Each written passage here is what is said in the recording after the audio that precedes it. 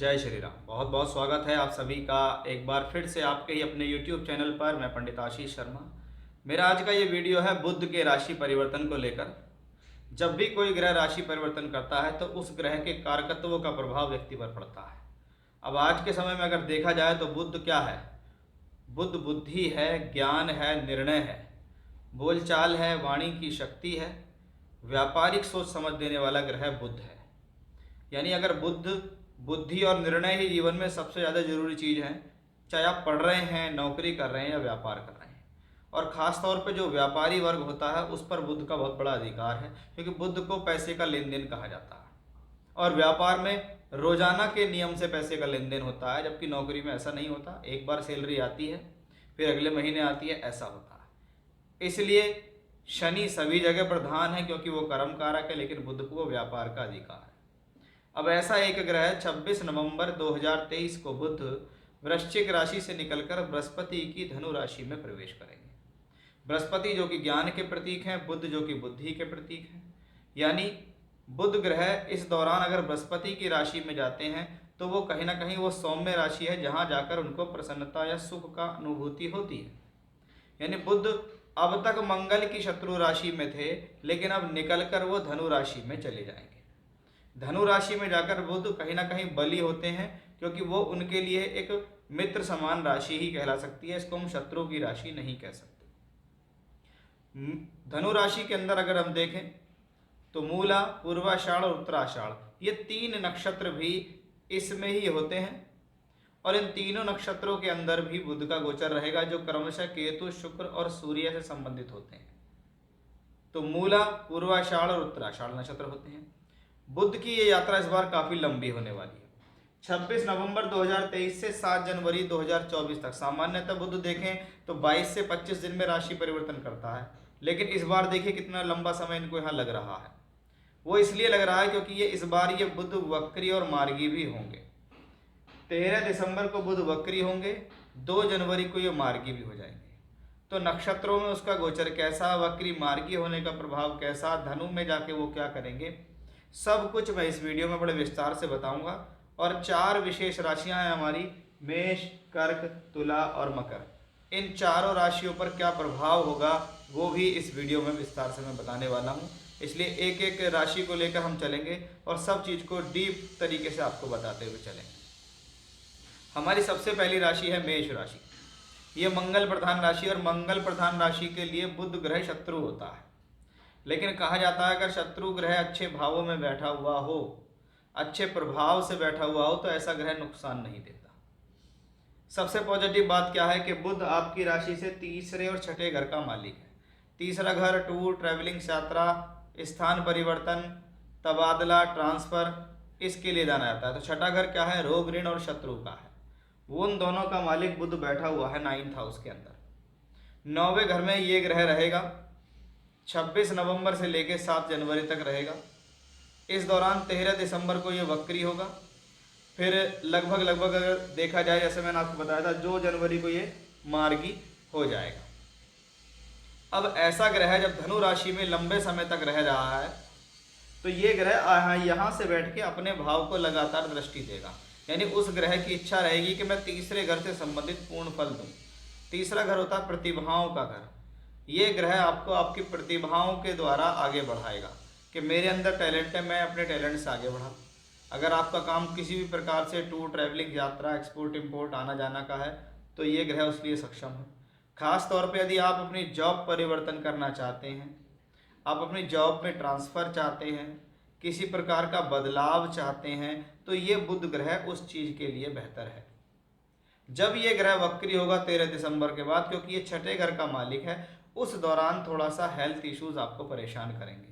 13 दिसंबर से 2 जनवरी स्वास्थ्य का आपको ध्यान रखना होगा, क्योंकि बुध सौम्य ग्रह बृहस्पति की राशि में, नवम भाव भाग्य स्थान में, और नवम भाव के स्वामी बृहस्पति से दृष्टि भी है। इसलिए ये बुध अगर बुरा करना भी चाहेगा तो बुरा कर नहीं पाएगा। बाद में अगर हम देखें तो 16 दिसंबर को आ जाएंगे बुध, सूर्य आपके कहाँ, 9th हाउस में। 27 दिसंबर को कौन आ जाएंगे वहाँ, मंगल 9th हाउस में। और सूर्य और मंगल कौन है, त्रिकोणेश है। यानी बुध राजयोगकारी फल देने वाला ग्रह बन जाएगा। यानी एक शत्रु ग्रह होते हुए भी अगर कोई ग्रह अच्छे फल दे सकता है तो इससे बेहतर एग्जाम्पल आपको नहीं मिलेगा कि ग्रह भी अच्छा हो गया कि अगर देखें तो इससे ये सप्तम भाव में है और अपनी दूसरी राशि से ये चौथे में है, यानी अपनी राशियों से शुभ स्थान में गोचर कर रहा है।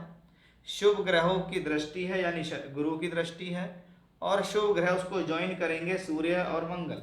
यानी देखा जाए तो ये समय बुध ग्रह जितने समय तक धनु राशि में गोचर करेंगे तो सिर्फ वक्री होने के दौरान तो आपको प्रॉब्लम दे सकते हैं, वो भी हेल्थ से संबंधित, या कभी कभी आपके ऊपर कोई लोन्स या EMI है उसका प्रेशर थोड़ा सा महसूस हो सकता है, लेकिन ये ग्रह डाउनफॉल देने वाला नहीं है। ये ग्रह यात्रा कराने वाला, यात्राओं से लाभ देने वाला ग्रह है। ये सब कुछ यहाँ साफ तौर पे दर्शित होता है। यानी देखा जाए तो बड़ा ही बेहतर समय हम इसको कह सकते हैं कि एक ग्रह है जो आपकी राशि से शुभ स्थान का मालिक नहीं है, राशि का शत्रु भी है, फिर भी वो बेहतर फल देगा। उसके पीछे यही वो रीज़न है जो मैंने आपको पॉजिटिवली बताए हैं। यानी बुध का गोचर मेष राशि के जातकों के लिए शुभ है, इसमें कोई संदेह नहीं है। आइए अब देखते हैं कर्क राशि के जातकों पर क्या प्रभाव पड़ेगा। कर्क राशि के लिए देखें तो बुध अच्छे घरों का स्वामी नहीं, क्योंकि बुध 12वां घर खर्च, यात्राओं पर होने वाला खर्च, जेल, अस्पताल, बीमारी पर खर्च होने की स्थिति को दर्शाता है। तो वहीं बुध तीसरे घर का मालिक भी है। तीसरा घर शॉर्ट जर्नीज, छोटी बड़ी यात्राएं, परिवर्तन, ट्रांसफर्स के लिए देखा जाता है। वो बुध 9th यानी धनु राशि में चल रहे हैं। अब इससे देखें तो ये सप्तम में है, इससे देखें तो ये चौथे में है, यानी आपकी राशियों से ग्रह की स्थितियां केंद्र में चल रही हैं, ये पॉजिटिव बात है। वहीं बृहस्पति जिसकी राशि में है और वो उसको देख रहा है, ये दूसरी पॉजिटिव बात है। वहीं तीसरा बुध यहाँ से बैठ के बाहर देखता है। अब कुछ लोग क्या कहेंगे इसे कि ये विपरीत राजयोग है। 12वें घर का मालिक बैठा हुआ है छठे घर के अंदर, ये विपरीत राजयोग है और 12वें को वापस भी देखता है, लेकिन विपरीत राजयोग कहता है कि उस पर कोई शुभ प्रभाव नहीं होना चाहिए और यहाँ शुभ प्रभाव पड़ा है बृहस्पति का, इसलिए आप इसको विपरीत राजयोग तो नहीं कह सकते। लेकिन बृहस्पति की कृपा से बुध ग्रह फलीभूत हो रहा है। अब बुध 12वें घर का मालिक होकर 12वें घर को देखता है। इस दौरान नौकरी परिवर्तन का योग बन सकता है। अगर आपका कोई भी प्रयास है कि मेरा ट्रांसफ़र हो जाए, बदलाव हो जाए, मैं ट्रांसफ़र के लिए कब अप्लाई करूं, मैं जॉब अप्लाई कब करूं, दूसरी जॉब मुझे कब मिलेगी, नौकरी में परिवर्तन कब आएगा, तो ये वो समय होगा 26 नवंबर से लेके 7 जनवरी 2024 के बीच। आप इस दौरान इस चीज़ों के लिए अप्लाई करेंगे तो आपका वो काम होता दिखाई देगा, क्योंकि ये परिवर्तनकारी ग्रह है और इस पर पॉजिटिविटी क्या है, वो बृहस्पति की है। यानी ये ग्रह अशुभ चाहेगा तो भी नहीं कर पाएगा। 13 दिसंबर को बुध वक्री होंगे और वक्री जब होंगे तो 2 जनवरी तक ये वक्री रहेंगे। तब तक आपको क्या है, क्योंकि बुध छठे घर में वक्री रहेगा, आपको अपने हेल्थ का ध्यान रखना होगा। खर्च सोच समझ कर करना है।